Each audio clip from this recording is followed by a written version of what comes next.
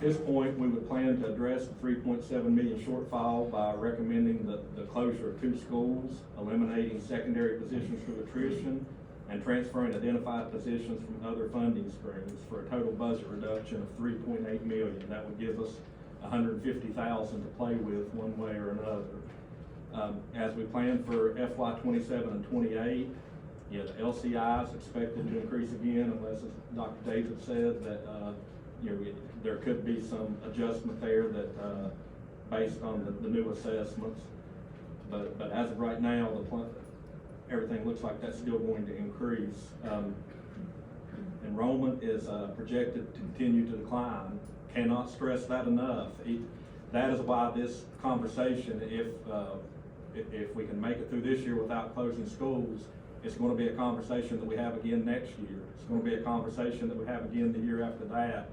We really cannot sustain the small elementary schools during a period of declining enrollment. I think there was one school that's projected to be down around 60 kids by the end of the decade with the current enrollment loss. And then you just really become incredibly inefficient when you're trying to meet the standards of quality for elementary schools that small. So in planning for 27, 28, we would recommend that we still develop a plan for potential closure of Snow Creek, Callaway, or the Giroux Center, depending on what our continued enrollment loss continues to be, and what our LCI issue is in the coming years. We would recommend utilizing a consulting service to redesign bus routes and develop a transportation reduction plan.